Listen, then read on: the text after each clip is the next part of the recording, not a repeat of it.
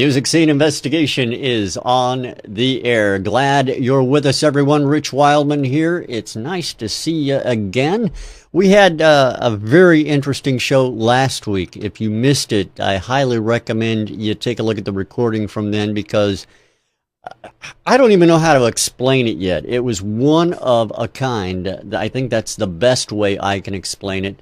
And today's show will be no different. It's going to be a very interesting show. We're glad you're here. If you're unfamiliar with what we do at Music Scene Investigation, we'll take music that's submitted by indie artists from around the world and put them in front of our expert panel. We gather a panel every week to review music that is submitted, and we'll take 3 songs randomly from all of those submitted and get their take on it. And we'll wind up eventually with a song of the week. And every month we'll pool the songs of the week and allow them to go in the hit list grab bag where they'll battle it out for band of the month. So it's going to be fun, a lot of fun. If you've never seen it before, I highly recommend it. Of course, 4 out of 5 doctors recommend it as well, at least if you ask the ones I've talked to. So anyway, we're going to meet Tom Chianti from New York City because I know it's hot there just like it is here. Tom, how are you, sir? Good afternoon, good evening, everyone. It is humid, but being in the studio doesn't matter. Always cool, working on hot music and shaving. There you go. So you spent most of your days shaving and working on music, is what you're saying? Well, we shave sound. Oh, I see. So how do you shave sound? Is it Remington a little Electric? Off the top, a little off the bottom. You know, it's all the same. A haircut is as good as a mix. All right. Well, that makes perfect sense, Tom. Thanks for being here, buddy. And I noticed we don't see any knobs at the bottom of the screen today. Well, that's because I'm mad at my board. It is malfunctioning. I see. And you just haven't got the new one put in yet. I've got the new one, and that one is also malfunctioning. I say send them all back, get you a Behringer. I'm thinking about going completely sans board. There's a new product out that's very high quality, A to D, D to A converters, 32 channels. And that's really all I want, is something that takes a good analog signal and transfers it high quality to digital. And that'll just let me get to my patch bay. And, you know, every 2 years we update the tech here at the Cube. Hey. We try to stay current. And boardless if possible. So thanks, Tom. Appreciate that. We're going to go over to England right now and say hello to Mr. Ian Husbands. Ian, a new T-shirt for you, it looks like there. Yeah, we got the Green Arrow. And is that from the movie or is this just from the comic book? I never can tell. Well, it's from the Green Arrow's from the DC Comics. He was Batman's kind of no, I meant the comical T-shirt. sparring partner. I meant the T-shirt. Is the T-shirt from the movie or the comic book? That's from think eBay. It's from the store. eBay. I never get a break on this show. I never do, and now I know why. You asked the wrong questions. Apparently so. I'm not exactly sure how that works, but all right. So, Ian, we have some business we didn't attend to last week, unfortunately. My fault for forgetting about it. But we do have to take a look at the witness statements this time around. So if you'd be so kind as to tell us what the results are of the witness statements from last week. Well, I can tell you the ones from the week before as well. The week before, everyone agreed with us. So whatever was Song of the Week, the audience agreed should have been the Song of the Week. Okay. And it's the same this week as well, which is great. So it seems we're back on track, Tom. We're not having loads of disagreements with the audience as we had the past few weeks. And Song 3, which was Destroyer by Vitney or Radloot, whichever one it was top of Best Songwriting, Best Performance, and Best Mix and Production. Well, it's good to know that you guys got your groove back. Well, you know, it helps. It doesn't hurt, that's for sure. Ian, I appreciate you being here. Nice shirt, by the way. I should have told you that from the beginning. 1 second. Sure. Hi, Janae. There you go, Janae.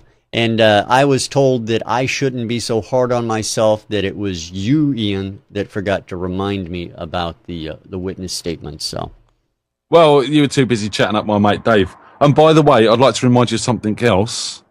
Walter has put in the chat room that when we talk to Mr. Tom Oswald, we have to ask him about the champagne bottle. All right. Well, we will do that and make an effort to remind me to do so in case I forget.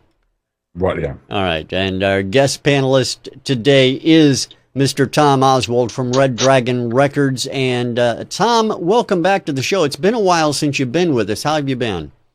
I'm very good, thank you. I'm just enjoying the sunshine, nice bottle of wine, you know, the way it goes. Now, before I forget, let's go to what Walter said from the Indie Music Bus about the champagne. What do you have to tell us on that?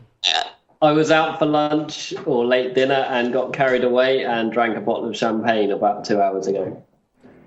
All by yourself? Did you do this all by yourself or did you have help? I had help. Okay, well, I'm not so worried now that I know you had help. I did, but it wasn't a lot of help. They drank a bottle of wine each as well. Oh, wow. So, okay. A good time was had by all. It was, yes. And then it was like, damn, I've got an interview in about an hour. It's only us lot. You know how it is. I've got a bottle of Jack Daniels sitting here. Hey, you know, it's all rock and roll. If you can't be drunk and do it, why not? Now, Tom, it has been a while since we've been with you and we've had you on the broadcast. The last time that we got together, I believe you were working on something that would really basically just change the way the world works with regards to purchasing stuff when you don't have access to PayPal, SMS, and things like that. Can you give us some updates on, well, first of all, remind us exactly what it was, because I'm sure I screwed it up, and give us an update on where you're at with that and how that's going. Well, Musiki Online, which is what I was proposing before, was due to launch late April. Unfortunately, we had a few delays because of the software integration level of the site. And then we had another release date of July the 27th, but unfortunately our designers have come back to us and said that we've now got another 2-month delay. But bearing in mind this is an incredibly complex site that is giving you a huge amount of functionality as to enable you to upload music free, endless downloads, and to be able to collect that money and distribute it to the musicians efficiently, quickly, and on demand. So we've got a lot of technical issues that we're currently resolving, but we are getting through it. And we hope that it'll be another 8 weeks or so. Yeah, I can imagine how difficult this must be. You said it was an extremely complex thing to do. There's no doubt that it has to be. So you're hoping in a couple of months, then the world changes as we know it. And I honestly believe it will, based upon what your ideas and what you've told us. Yes. Basically, I mean, we've built it so that we have 10 petabytes of storage capability, and our bandwidth goes up to 4 petabytes. So we're talking of the ability to handle extreme amounts of data. And we're talking of higher levels of what iTunes could download. We can deal with higher levels of what iTunes currently downloads. Wow, that's pretty amazing stuff there when you really think about that kind of capacity. Of course, you're talking worldwide capabilities, true, right? Yes, we will be able to sell music in every single country in the world. Now, speaking of selling music, let's talk a little bit about Red Dragon Records, because that's something you're involved with as well, and you are also involved in the Acoustic Spectrum Radio, and I want to get updates from you on both of those as well, because, like I said, we haven't had the opportunity to talk in a while. No, well, Red Dragon's progressing and growing very rapidly. We've got a couple of new artists. Our biggest artist at the moment is Sonia Titus. We've got a couple of EPs, an album, and a couple of singles coming out for her for the next year. We've got the second Renaissance album, which is due out in the next month or so, which is 22 artists, 22 tracks by 22 artists. We've then got, we're going to push all of that through to about this time next year. We've then got Acoustic Spectrum, which is growing nicely. I mean, last month or the month prior to that, we had 500,000 listener minutes in 69 different countries. So that's grown quite significantly since we've last spoken. At the moment, it's just pushing things forward and keeping the momentum there, and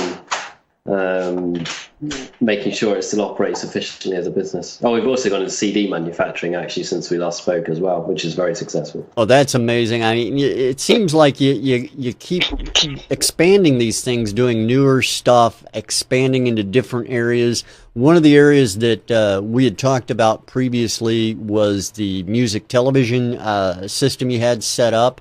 And I'm actually still very interested in that, and hopefully we can talk about that sometime. But have you expanded that as well? We haven't as yet. The problem is that whilst there are indie artists who do very, very good music videos, a lot of them just aren't TV quality. So we were having severe problems being able to rotate the videos that we have on there. So for now, because we've got Acoustic Spectrum growing so rapidly, Red Dragon's obviously going into physical assets with the CD manufacturing equipment and its artists, and we've got Music Online. We've actually put the music TV side on the side for now, because it's just we have to be careful where we're going and what we're aiming at. And at the moment, whilst we believe that there is a market there for that, we just don't have the volume of videos coming through like we do music tracks for the radio station. Yeah, I can understand that. Video takes longer. It's a little bit more complicated to some people, perhaps, than it is to simply go out and release a single or an album or something along those lines. So do you have anything new, top secret, that you're working on that you can let us know about as well? Not really at the moment. I mean, I've told you pretty much everything we've got going on. We may come up and investigate new market avenues and new revenue streams in the next 6 months or so. But at the moment, we do have a huge amount on, and we can't spread ourselves too thin. We want to build a nice, solid foundation with what we've got at the moment, and then we'll probably start exploring other avenues. We might be actually taking over. The only two things we might be doing is we might actually be taking over a recording studio. And we may also be setting up a second label, which is like an introducer label to Red Dragon. And so a new recording studio. It's just amazing stuff. You guys, I don't know how you keep it all, your arms wrapped around it all, to be perfectly honest. It just would overwhelm me. And Tom's got a new hobby, hasn't he, Tom? Oh, yes. Yeah, I've taken off astrophotography. And astrophotography as well. Now, for those unfamiliar with astrophotography, why don't you tell us a little bit about what that is? Well, basically, it involves taking pictures of planets and/or galaxies that can be up to 100 million light years away using a vast amount of equipment to photograph these things.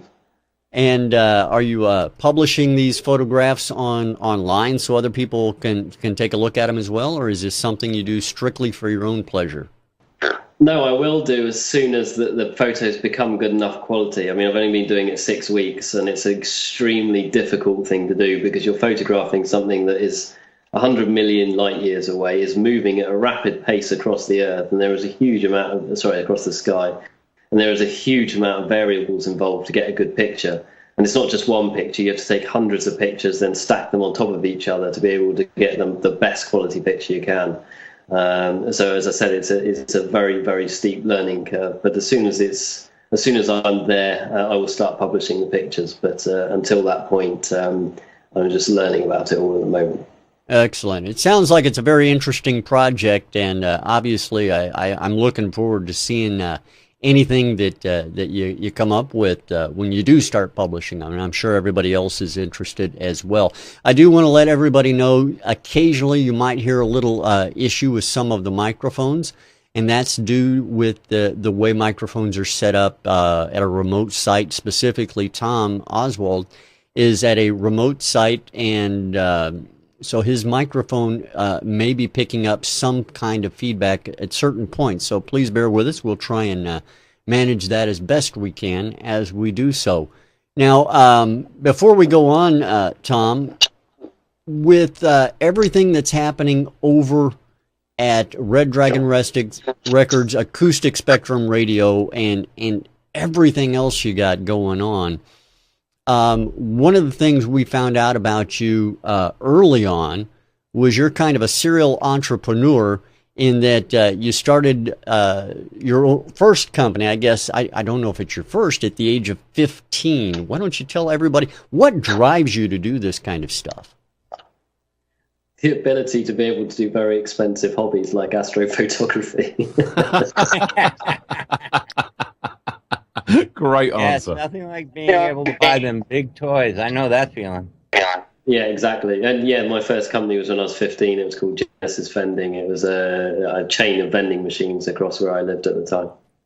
All right, some amazing stuff. I'll tell you what, though, let's get to the business at hand today, and let's review some music. So if you don't mind, everybody, we're going to get right into it today and take a listen to song number 1 on today's music scene investigation and get our panel's thoughts on it right after we hear it. This is song number 1, everybody. Enjoy.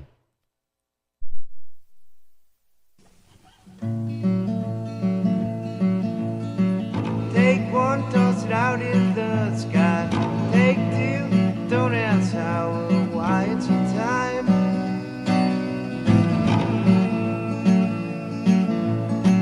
Two, swim in the sky. Fly in the sea, you were meant for me. But the birds in the sky, they don't want to see us fly. And the birds in the sky, they don't want to see us fly. Take one, toss it out in the sky. Take two, don't ask how or why, it's your time.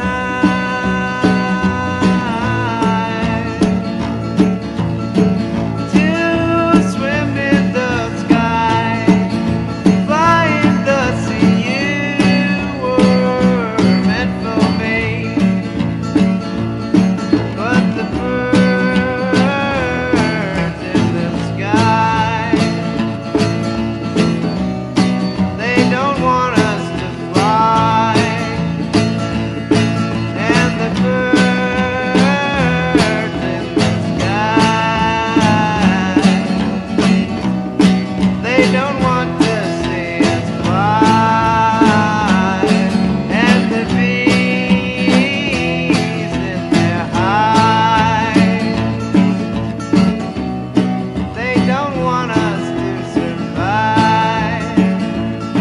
And the bees in their hives,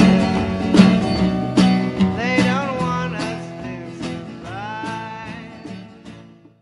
That is song number 1 on today's MSI. I got to say it was a little bit short, so hopefully everybody is prepared as we come back. Let's go over to Ian Husbands, find out what he thought about track number 1. Ian, what do you think? This sounds to me like someone's recorded this back in the sort of, I don't know, 60s and sent it to us now, 40 or 50 years on.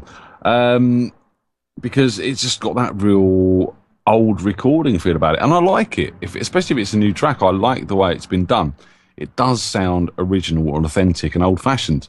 I mean, the mix does have some issues from my point of view. The vocals were very set back. I wanted them more up front because, you know, you had some really nice acoustics in there. You had a really nice stand-up bass, which had a real twangy sound to it, all sort of cutting through nicely just over that vocal. And the mix seemed to have no separation at all. The drums were lost. They were there, but, you know, they were lost in everything else was going on. It almost like this was maybe in mono or something like that. Tom would probably tell me better on that one. I mean, as a song, it's got a nice bounce to it. It's got a good groove. The performances are pretty good. And, you know, lyrically, it's interesting. Again, that guy's got that voice that, I don't know, it just sounds like he should have been on the Woodstock stage. People like Richie Havens and stuff like that. I think it would be very well suited. I liked it. I mean, I can't place it in today's market, really. It's kind of... It was short. The hook wasn't strong enough compared to what's out there today. But back in the day, this would have been a great track, I think. All right, I appreciate that, Ian. Thank you very much. And now over to Mr. Tom Chianti. Tom, what are your take on track number one? Well, I agree with Ian about the 60s vibe, the authenticity of it. Unfortunately, there are a lot of problems that distract from the interesting lyrics, the nice melody, and the nice vocal quality that's there. When you get songs that are done like this, it doesn't matter how good the track, the songs are. You've got too many things, distracting somebody from listening. I was ducking every time that guitar was strummed. The acoustic guitar was nice, but there was the bass guitar and some acoustic thumb-like strumming was just very percussive, which would have been a nice effect if, you lower your mic input or you place the mic further back from the source. Too much reverb on the vocal is what sets it back. The more reverb you put on something, the further away it sounds. So either lessen the reverb or make it a little bit louder in the mix, balance it out, and a little bit of gentle balancing on this as it is could be a nice soundtrack for a 60s romantic comedy type movie or something like that. It's a pleasant track, but it definitely has its problems. All right, Tom, I appreciate that. Now let's go over to Mr. Tom Oswald with Red Dragon Records and find out what he thought. Tom, what is your take on track number one? I agree with Tom. I like the lyrics. I thought the vocals were quite good, but the rest just sounded like there was too much going on. It sounded to me like noise.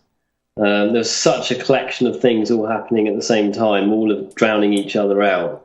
I didn't like I didn't like the rest of it at all. If you re-recorded it, brought the vocals out the front, probably took a few instruments out the back, it probably wouldn't sound too bad. All right, well, there you have it. That is track number one. Let me introduce it to everyone. Track number one is from Aaron Cooper. It's called The Birds and the Bees. We appreciate Aaron sending that track into Music Scene Investigation.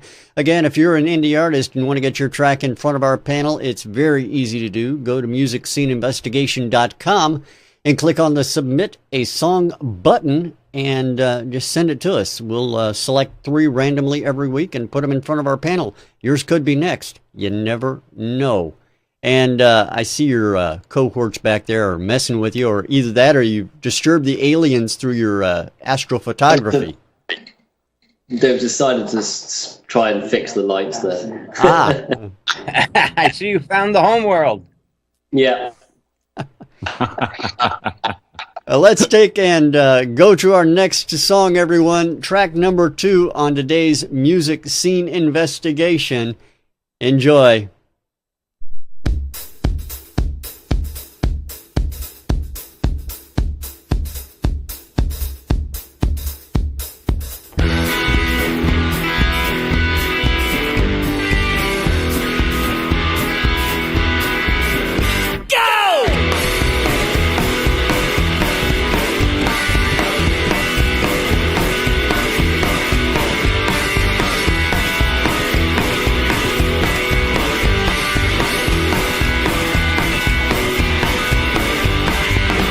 Found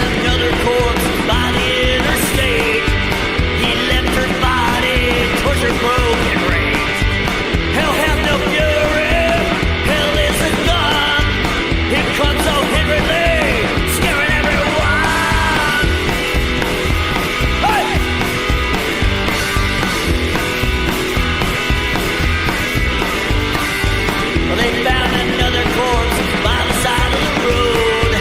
It's just a little kid.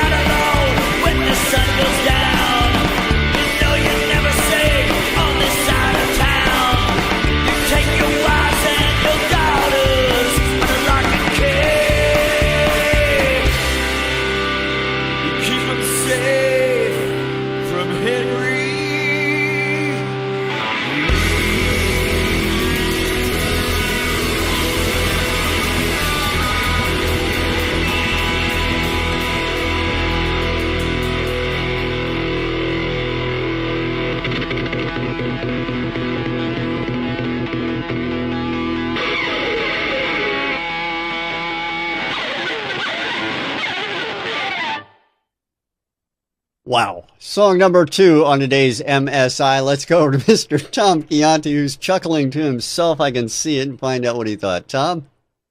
Well, I was thinking about at the end throwing my chair at the screen, but, those days are gone. Been there, done that. Balances. Everything's got a good sound. I really like the kick drum intro. I really like the bass sound. Guitars,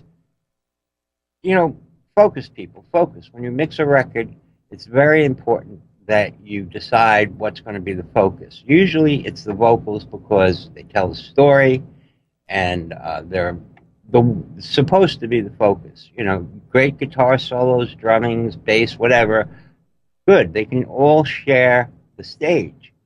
But when you spend too much time on one particular part, in this case, the guitars, they get louder and louder and louder. The intro, it took too long for me to focus on the vocals, which had too much reverb and was too much set back in the mix. If the guitars had come in lower and were lower throughout the mix, I would have no problem. I like the raunchiness of it and the aggressive playing. I like the aggressive vocals. Everything about this song was good, which is why I'm going to tear it apart. Again, it's okay to have loud guitars if you edge them in slowly. That's why they have automation, and that's why you have faders and stuff, so that even as the balances change, you can change your mix with it. Sounds like they set the levels, worked 10 hours on the guitars, 5 hours, and got really good drum sounds, bass sounds and everything, and then listened very loud for a long time and just kept edging the guitars up. And for me, that I couldn't really grasp or focus on the vocal. So it was, again, a balance thing. Balance those guitars out, and I think you've got something. But again, a little bit too long. Change-up was really nice and interesting. It's well done, but overdone. All right, Tom, I appreciate that. Thank you very much. We're going to go over to Mr. Tom Oswald and find out his thoughts. Tom, what do you think? And you have somebody with you. This is Gemma. She's involved in Musiki. Hi, Gemma. Hello, Gemma. The first 3 minutes, that track was awfully long. The first 3 minutes were dire. And about 3 minutes, it started getting better.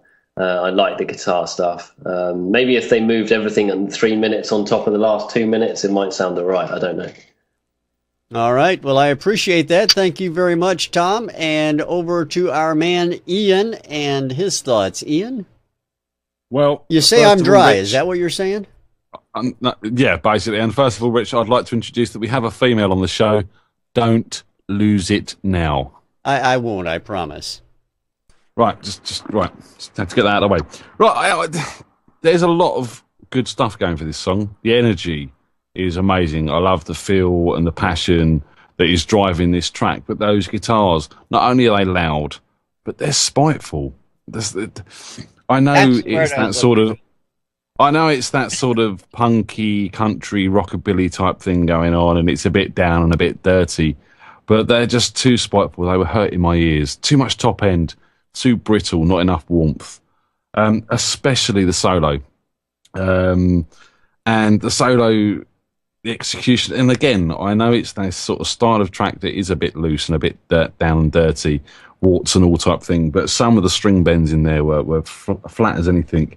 And there was a weird layering or panning going on where there was sort of one pushed over to the left and one pushed over to the right, and one was louder than the other, quite a bit so, and they were clashing in places, and it just didn't sound right. It just wasn't sitting together. There is a story here. It's obviously about a guy called Henry Lee, so I'm going to guess this is called The Ballad of Henry Lee or something like that.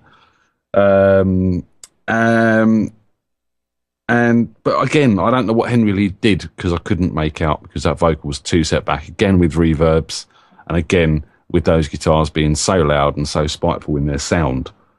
The vocalist did sound good. It was almost like Alice Cooper had walked into a sort of a country band. You know, he's got a real nice tone to his voice, and I've got a lot of time for Alice Cooper as well. And it also reminded me a bit of Izzy Stradlin and the Juju Hounds. Izzy Stradlin was from Guns N' Roses, and he went off and done his own thing called the Juju Hounds when Axl and Slash sort of had their divorce. So, and yes, that sort of country, rocky, punky type thing going on. It works. It does work. I also found there were some tempo issues. I think mainly on the guitar. You know, the performances all across the board were good, but they were a bit loose when it came to locking in tightly with each other. And I think that's something that can be resolved just, you know, locking yourself away in a rehearsal room for a week and getting that song played until you know it inside out.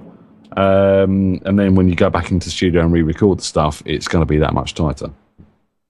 But yeah, I mean, I liked it. Otherwise, you know, good creative, good energy, good song, just a lot of work on that mix. All right. Well, I appreciate that, Ian. Thank you very much. And let me take and introduce that track to everyone. The name of that track, as Ian surmised, is indeed Henry Lee, and it's by a group called Kill City. We appreciate their sending that track into MSI. And we've got one more track to listen to. Before we do that, I want to introduce to you a nice little thing we call Indie News at Noon. If you've got any news that you'd like to get out to the world regarding indie music, indie art, indie literature, whatever the case is, go to indienewsatnoon.com and submit it there, and it'll be broadcast on a weekly broadcast to all our radio affiliates at indienewsatnoon.com. It's a good thing. It's free. What can you do, you know? Yeah. Yeah, it's free. You can't beat that, you know? All right, one more track to listen to, everyone. Let's take a listen to it right now. This is track number 3 on today's Music Scene Investigation, just for the panelists. This one is Loud. Track number 3 on MSI.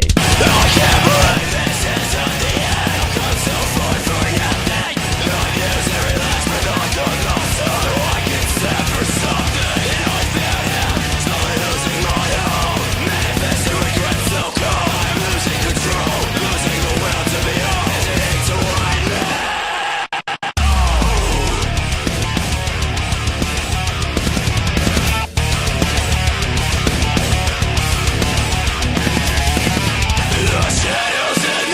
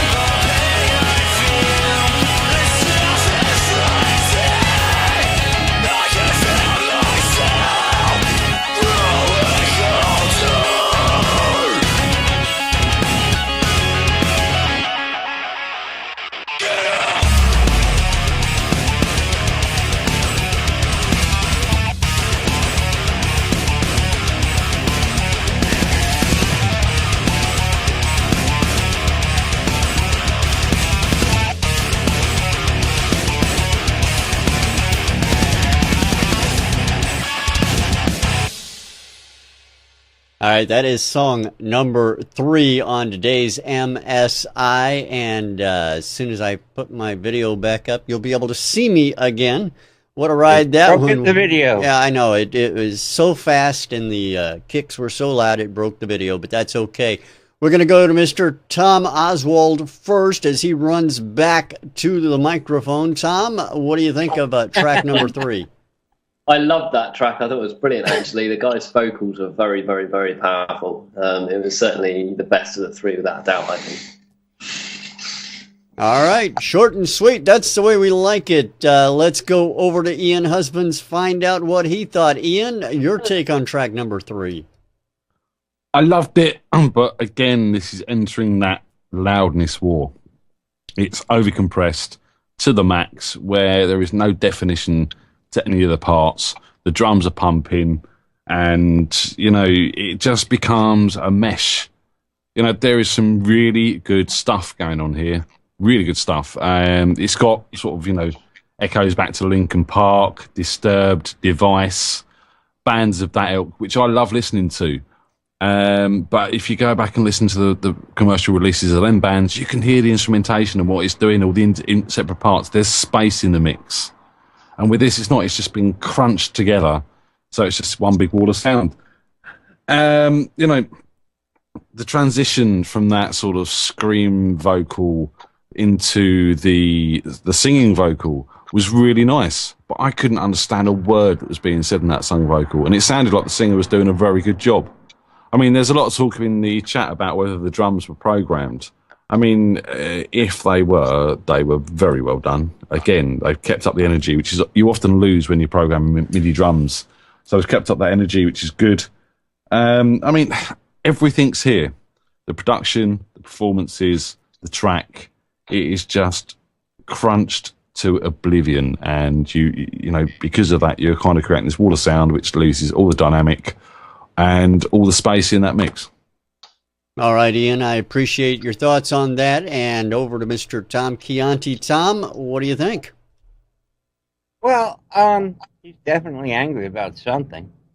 But aside from that, it's a very digital sounding mix. There's a lack of, Ian calls it overcompression. I hear it more as it just being very digital, lack of depth, lack of bottom. Everything technically well produced, well played, drums programmed or not. My biggest problem was the snare was a little overpowering. That was definitely overcompressed. But I mean, it's a loud mix, and a lot of people like that type of stuff these days, where it's almost clipping. That's more for dance music, EDM. This is supposed to be, the punkish rock, angry, whatever. And that needs, besides a wall of sound, it needs construction. And every space was filled with a great part. Don't get me wrong, I love the playing and programming or not. It doesn't matter to me. It's just that it's very digital sounding. It could be from digital compression, could be from tape saturation, if they even went that route. I doubt it, though. But I really liked it. I wish it were a better mix so I could really understand the vocals. But a lot of this type of song, since it's not my favorite type of genre, I tend to lose interest in screaming and concentrate on what else is going on. And again, it's all about focus, and the focus here, isn't where it should be. All right, Tom, I appreciate that. Thank you. Let me introduce that track to everyone. The name of that track is Realisations by a group called Perception, and we appreciate their sending that track into MSI as well. Gentlemen, you have a task ahead of you. That task is not an enviable one by any means. You have to decide on a song of the week based upon the songs you just heard. I'm going to send it over to you guys and let you guys discuss it amongst yourselves. Well, I number 3 is definitely my favourite. In fact, if they've got more material like that, I would certainly consider signing them to the label. That's a strong comment. That's the way I feel about that particular track. I mean, yes, they need a bit of work, but I like that. I like them a lot. I think there's a big market for that sort of music at the moment. All right, Tom and Ian, your thoughts? Mr. Chianti, Yes, I'm here. go for it. Go for it. Well, technically, number 3 is musically played much better. But again, it's not my favorite genre. Guitars really distracted me in number 2. Number 1 is simply really has to be redone. It's a tough call because even though 3 isn't my favorite genre, I can agree with Tom. It is definitely marketable. But as far as best song overall, I'm going to have to just go with number 2. All right, and Don't ask me why. That's just what number popped into my head when I thought through them all. okay, fair enough. Ian? Right. I mean, I love number 3. But, I mean, yeah, like you get annoyed with people, Tom, when mixes are bad and the track's great. It kind of bugs me, this whole loudness war thing that's going on at the moment. But in saying that, it is the best track there. It's the best performed. It's the best written. It's the best produced. I think the mix would be good if it wasn't so crushed. So, Tom Oswald, if they do sign up to your label, don't let them release it until it's mastered properly. Mix, correct? And I would say, yeah, it's got to be number 3. I'll go with Mr. Oswald. All right, well, there you have it. Song number 3 is your song of the week. The song, again, is called Realisations by the group Perception. Tom, I appreciate you coming back with us. Can you tell us, do you have a website? You're going to have a website in a couple of months for your new endeavor? Yes, well, the web, we've got the domain names and everything. It's musiki.online.com, which is MUZIKI online.com. As I said, we've got an 8-week delay at the moment, so we're expecting it to be launched early September. Musicians, it's free to put your music up there. It's the only site in the world where you can sell your music worldwide. You collect 75% of the royalties. There's no upfront fee. There's no storage fees. And we pay within 6 hours of the sale taking place. So there's a huge amount of advantages. And everybody can also go to reddragonrecords.com to find out more information about Tom as well. Tom, again, thank you so much for being with us. We really appreciate it. You're more than welcome. And just to let everyone know that Tom not only had a bottle of champagne, but had a lot of internet issues, and he's doing this broadcast via an iPhone and an iPad. Yeah, there's the iPad. We have the technology. You do indeed. Technology is indeed amazing. Tom, again, thank you for being with us. Really appreciate it. Ian and Tom Chianti, as always, glad to have you guys with us. Now we're going to play out after Ian tells us who our guest panelist will be next week. Ian? We didn't ask anybody to do the voting either. I did. I put it in the chat room. And good. Well, we have Mr. James Anderson of Big Fish Media with us next week. He's an audio engineer, and he is also a record collector, heavily into quadraphonics and stuff like that. So he buys and sells vinyls and all sort of stuff like that. Excellent. Well, we're looking forward to seeing him with us next week and hopefully seeing you back in the audience again with us next week. Until then, we're playing out with Realisations. I still can't even say it. What the heck? Realisations by Perception right here on MSI. Thank you, Rick. Thanks for being with us, everyone. We'll see you again next time on MSI. Bye. Bye.